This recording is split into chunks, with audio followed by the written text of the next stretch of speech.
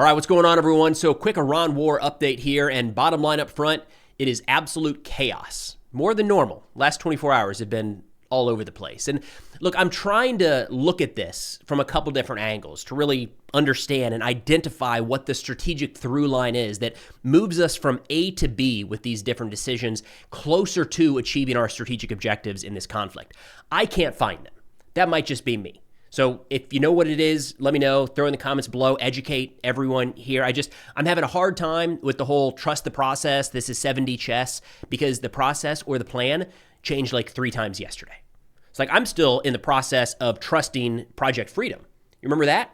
Rolled that out about 48 hours ago. Central Command Commander Admiral Cooper was all about it. 15,000 U.S. troops dedicated to helping support freedom of navigation through the Strait of Hormuz. I'm still kind of getting behind that, trying to understand what that is. But it stopped. We're on to something else. Come on. That's old news at this point. Try to keep up. So yesterday, President Trump said, quote, based on the request of Pakistan and other countries, the huge military success we achieved during the campaign against Iran and the fact that significant progress has been made towards concluding a full and final agreement with Iranian representatives, we mutually agreed that, although the blockade will remain in full force and effect, the Freedom Project will be suspended for a short period of time to check whether an agreement can be concluded and signed. Now, I get on the surface, this might come across like a ceasefire in a sense, right? If you're shooting, maybe everybody stops for a period of time, no bombings for a few days, so you can, kind of provides a little window to hash something out. That's not what this is. I mean, I listened to one after the other administration official yesterday hammer how this is a defensive mission. We are simply enforcing freedom of navigation. We will not fire unless fired upon. If anything, this was a little bit of leverage over the Iranians, something they should have been allowing to happen in the first place. Like they should allow the opening of the Strait of Hormuz, and they're not. So we just kind of voluntarily gave up that leverage, it looks like. Now, Secretary Hegseth spent a lot of time during his briefing at the Pentagon yesterday talking about just this, which you'll see where the confusion comes in, because yesterday it was all about Project Freedom until Project Freedom was off. Here's Secretary Hegseth. Well, as you know, President Trump has directed U.S. Central Command to restart the free flow of commerce through the Strait of Hormuz under the umbrella of Project Freedom. To be clear, this operation is separate and distinct from Operation Epic Fury. Project Freedom is defensive in nature, focused in scope, and temporary in duration, with one mission: protecting innocent commercial shipping from Iranian aggression. I mean, in Secretary Hegseth's defense, it was temporary. I thought it would last more than 24 hours. He talked about this. He and General Kane got up there and they hyped up Project Freedom, which I'm still interested. Like, I don't even know exactly what it could turn into, and more on that here in a second. But they spent the press conference in the morning talking about how this is the way. This is the path forward. To like 6 hours later, President Trump said, nah, let's move on. But it wasn't just him. It was Secretary of State Marco Rubio as well, presenting Project Freedom yesterday, this one like 2 hours before President Trump changed his mind, saying, guys, this isn't even for us. We're doing a favor to the world. The primary responsibility for this Project Freedom is on the United States because we're the only country that can project power in that part of the world the way we're doing now. We're the only ones that can do it, and we're going to do it as a favor to the world. Understand this. This is a favor to the world because it's their ships that are stranded. It's their fuel supplies that are stranded. By the way, it's there's humanitarian aid destined for different countries in the world that's stranded in the Persian Gulf right now. It's the fertilizer that they need for their food and crops that's stranded in the Persian, not our fertilizer, their fertilizer. So we want to be helpful, and that's why the president stepped forward, because we're the only ones that can. Frankly, we're the only ones that can.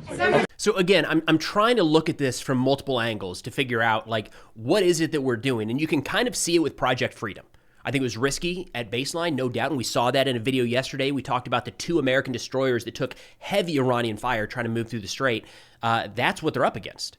So it's a bold initiative, no doubt. It probably would not solve the issue of the strait being closed for the long term, but we didn't even really get to see that play out.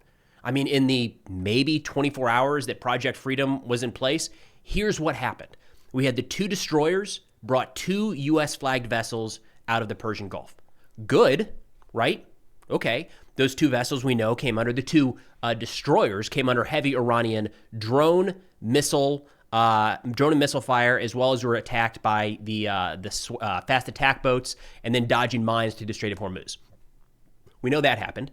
Iran, in response to the announcement of Project Freedom, launched a pretty significant attack against the United Arab Emirates, dozens of drones and missiles, and then multiple commercial vessels were targeted and struck throughout the Persian Gulf and the Strait of Hormuz. On top of that, Iran took this opportunity to roll out the Persian Gulf Strait Authority, which is an actual website they put up yesterday, and it's a way for any ships in the region to coordinate directly with the IRGC and maybe submit payment to allow safe passage through the Strait of Hormuz. So that's Project Freedom.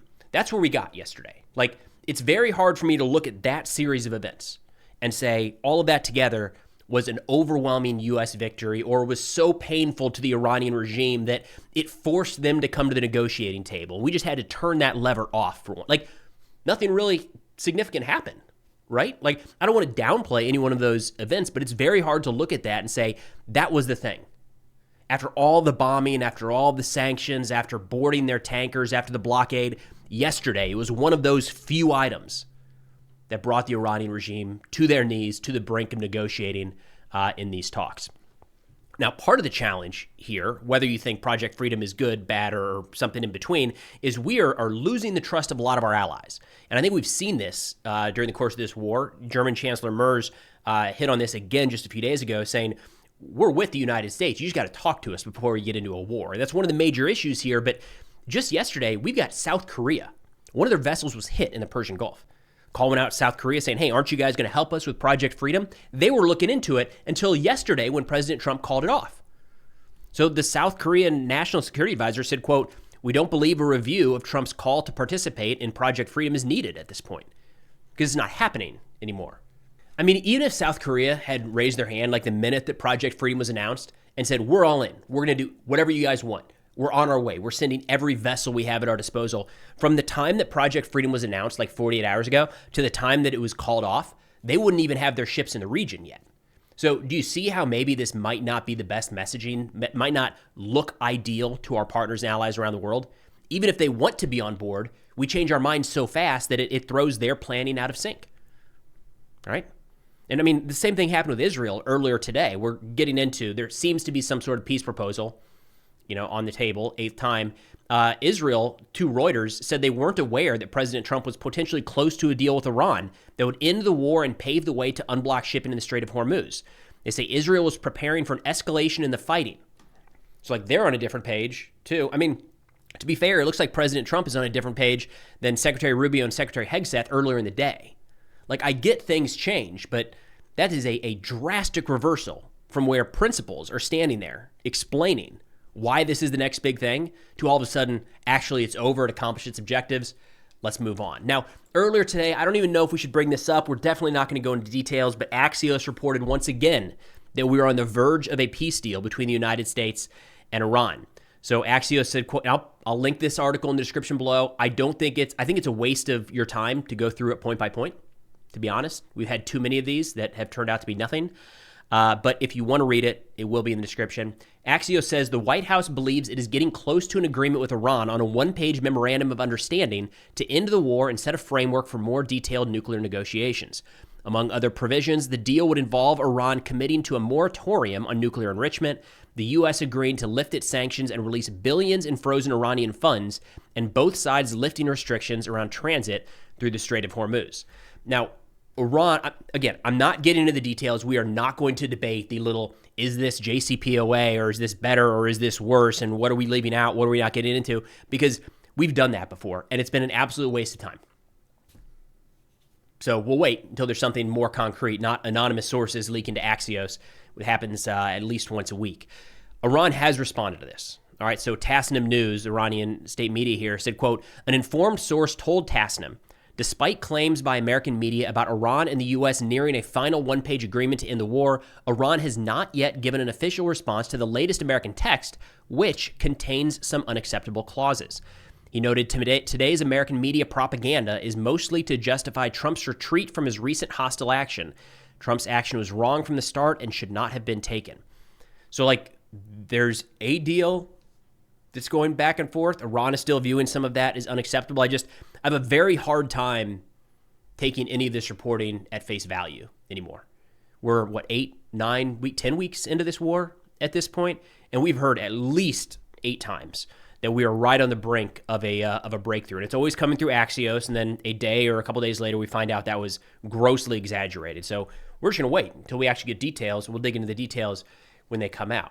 Now, I did want to share something with you that I thought was interesting, a Fox News segment here. We're saving it towards the end because it's just showing how this is all being presented. Again, I am trying to find the through line here. What is the strategic move that we are making, getting us closer to accomplishing our objectives? I'm having a very hard time seeing it in the last few days.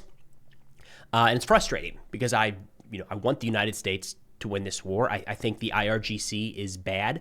I do not want them to have a nuclear program. I do not want them to fund proxy networks and terrorist organizations around the world.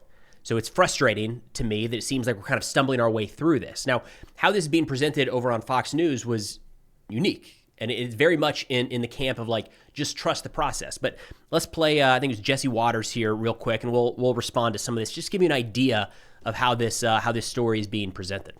Fox News alert. The president says, based on the request of Pakistan and other countries, we have mutually agreed that while the blockade will remain in full force and effect, Project Freedom will be paused for a short period of time to see whether or not the agreement can be finalized and signed. We suspect the president is letting the Iranians save face. The enemy just yesterday said they controlled the strait. That was obviously a lie. And watching the Americans escort ship after ship out of the Gulf and them not being able to do anything about that was going to be humiliating.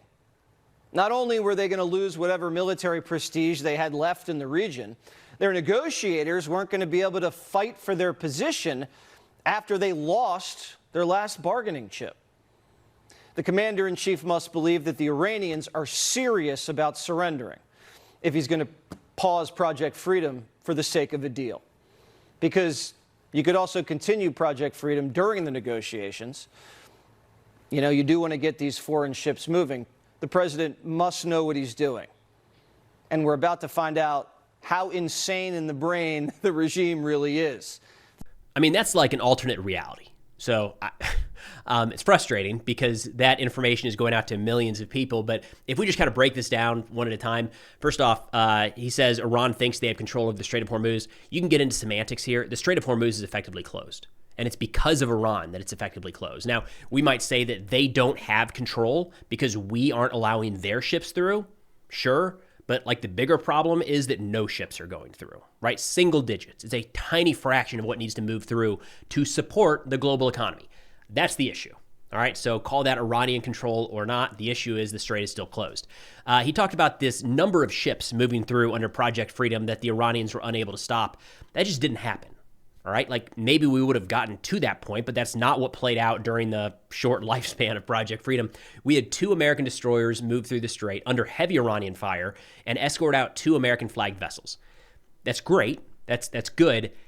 It's a far cry from like a wave of ships just flowing out that Iran is unable to stop. If that did happen, that was not reported by CENTCOM. It was not put out by the State Department or the Pentagon or the White House or even Fox News. It just was mentioned kind of offhand here by Waters.